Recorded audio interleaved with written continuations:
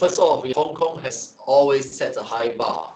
And when you look at what they have done this time, you have to be impressed by what is written actually, because it's really, really well written. And it's just not a pen on paper type of thing.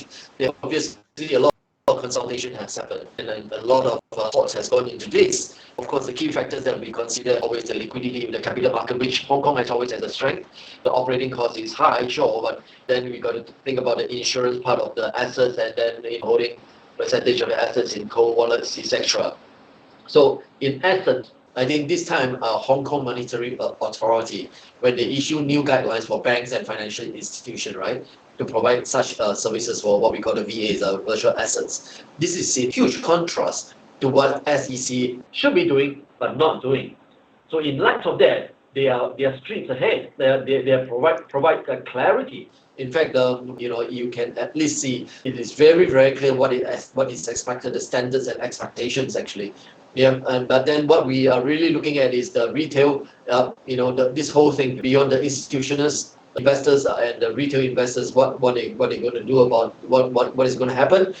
But then again, if I can offer just my view, across the border, China actually has banned any firms offering crypto services. But Hong Kong, of course, their politicians still say that, they are still governed under the one country, two system policy, right? So my question is, why are all these banned in China? Because of capital control, we know, right? And what is it that China are afraid of? They're afraid of a potential outflow of currencies. They are expecting a tidal wave of outflow from mainland China. And I don't think the CCP believe that they can defend the renminbi vigorously. So and they're running out of time, which makes them even more dangerous. So this whole thing that makes it really interesting that now Hong Kong has gone a few steps forward. Now, when you look at the licenses, right, or the guidelines, it is not intended for the many, but for the few. So we can see some semblance of control in this aspect. And we know control is very important for the CCP in Hong Kong. This is really interesting. The groundwork is set against the backdrop of pushback from investment community investing into mainland China.